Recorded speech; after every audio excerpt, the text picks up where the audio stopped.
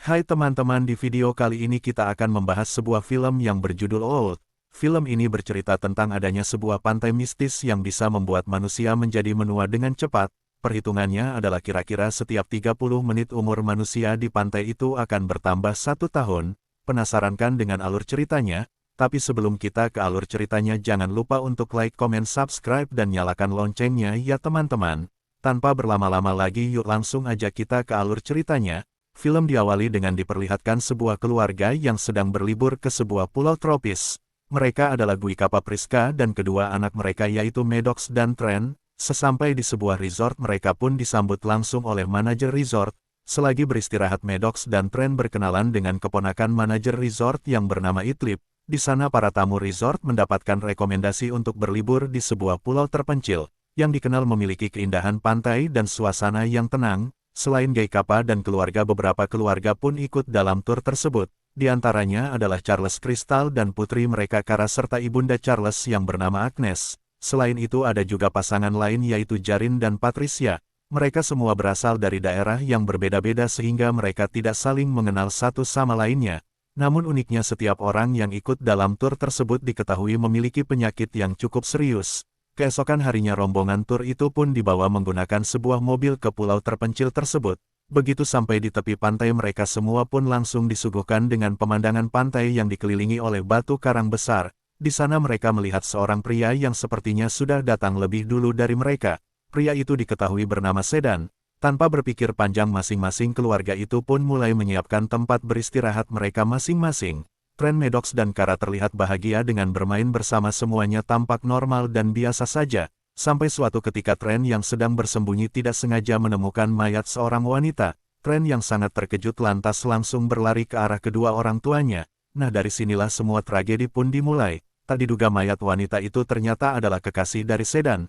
Para turis itu pun mulai mencurigai Sedan sebagai pembunuh pacarnya, karena sejak awal hanya dia yang mereka lihat di pantai tersebut. Namun Sedan menyangkal hal itu dan berkata bahwa ia bahkan sudah menunggu pacarnya dalam waktu yang cukup lama semenjak pacarnya itu memutuskan untuk berenang di sana. Tak lama kemudian Priska yang memeriksa kedua anaknya begitu terkejut melihat fisik Trent dan Maddox yang sudah berubah menjadi lebih besar. Mereka yang awalnya hanyalah anak-anak dalam waktu hitungan jam, sekarang sudah berubah menjadi seorang remaja. Bersamaan dengan itu Agnes yang sudah tua juga tiba-tiba sekarat. Karena pantai itu membuat seseorang menjadi lebih tua 1 tahun setiap 30 menitnya. Jadi otomatis Agnes yang notabene-nya adalah nenek-nenek maka akan menjadi semakin tua pula.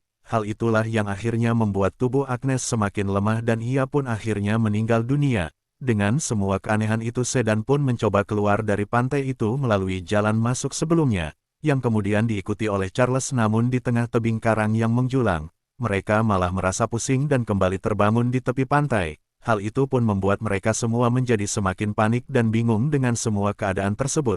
Tak ingin menyerah, mereka pun mencoba keluar lagi untuk yang kedua kalinya. Namun sayangnya hasilnya tetap sama dan mereka tetap kembali ke tepi pantai itu. Akhirnya mereka semua pun berkumpul untuk sama-sama memikirkan cara agar bisa keluar dari pantai tersebut. Namun di tengah-tengah diskusi tersebut Charles tiba-tiba mengeluarkan pisau kecil dari kantongnya dan langsung menyerang Sedan tanpa alasan. Rupanya Charles memiliki penyakit skizofrenia yang akan kambuh jika ia merasa tegang dan panik yang berlebihan.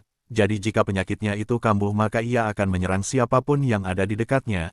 Namun anehnya luka goresan yang ada di tubuh Sedan juga langsung sembuh. Lagi-lagi hal itu disebabkan karena waktu di pantai itu bergerak lebih cepat sehingga luka itu pun juga sembuh dengan cepat.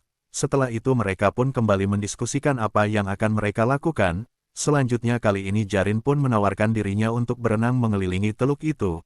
Ia berharap bahwa di sisi teluk tersebut mereka mungkin saja bisa menemukan jalan keluar.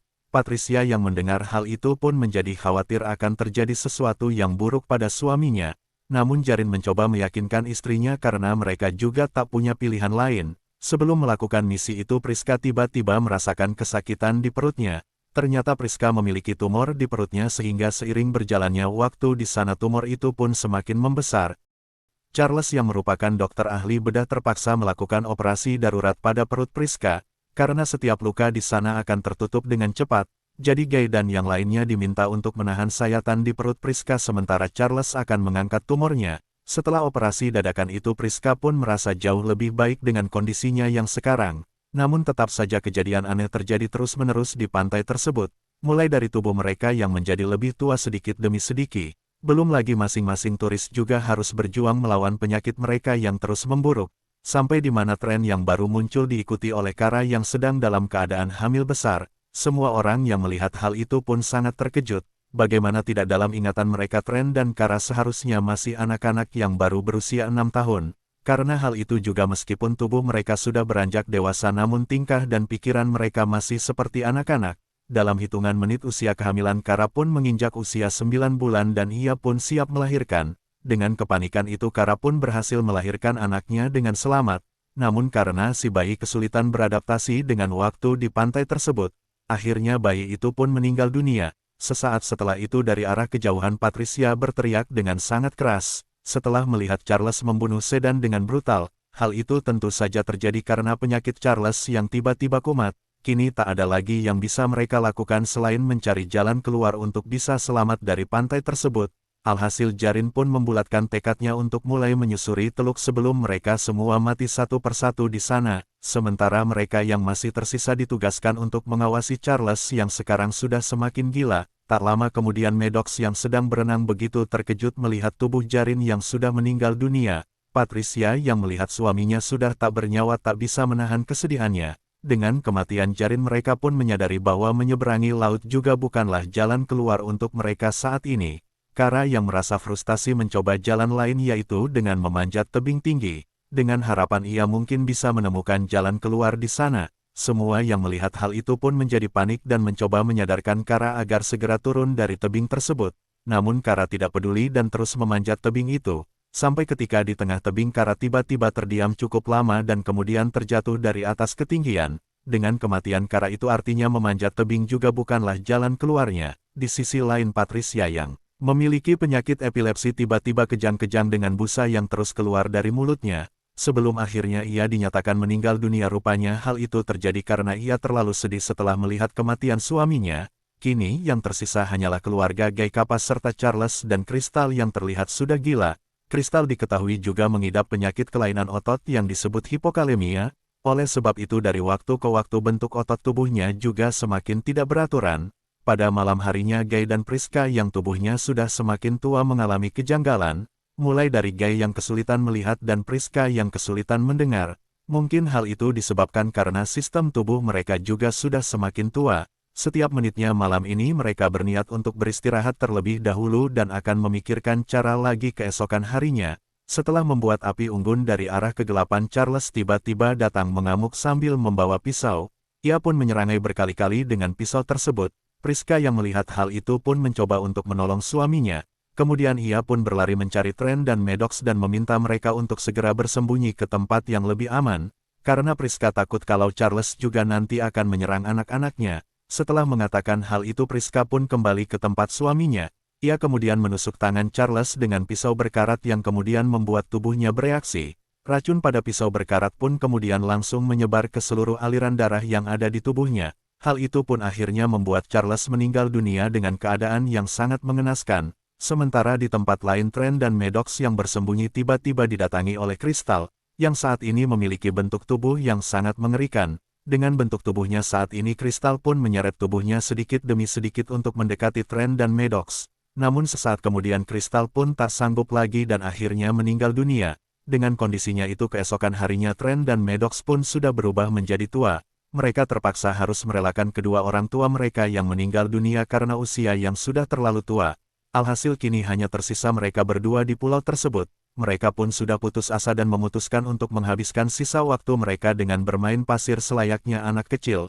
Saat sedang bermain Tren tidak sengaja menemukan sebuah kertas, yang dahulu pernah diberikan oleh Idlib keponakan manajer resort. Tak disangka dalam kertas itu ia menemukan pesan berisi jawaban untuk keluar dari pulau tersebut. Di sana tertulis bahwa mereka harus melewati hamparan karang yang terletak tak jauh dari tepi pantai. Alhasil Tren dan Maddox pun mulai berenang dan melewati karang tersebut. Di tengah penyelaman itu baju Maddox tiba-tiba tersangkut di sebuah terumbu karang yang membuat mereka menjadi kesulitan. Sementara itu seseorang terlihat mengamati mereka dari kejauhan saat melihat Maddox dan Tren yang tak kunjung keluar dari terumbu karang tersebut. Ia pun berpikir bahwa mereka sudah mati dan pergi dari tempat tersebut. Tak disangka selama ini pulau tersebut ternyata telah diamati dan dipantau oleh sekelompok ilmuwan. Ternyata manajer resort itu sendiri adalah ilmuwan yang sedang menyamar. Para ilmuwan itu saat ini sedang mengembangkan sebuah obat.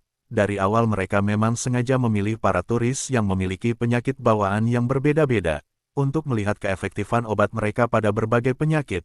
Sebelum pergi para turis itu pun sudah diberikan obat itu saat masih berada di dalam resort. Nah, para ilmuwan itu sudah mengetahui rahasia tentang pantai tersebut. Jadi mereka pun memanfaatkan pantai itu sehingga dalam sehari saja mereka bisa melihat efek obat mereka untuk beberapa tahun ke depan. Tak diduga penelitian gila itu telah dilakukan dalam waktu yang cukup lama, sehingga beberapa tamu resort memang sengaja dijadikan objek penelitian untuk kepentingan mereka sendiri.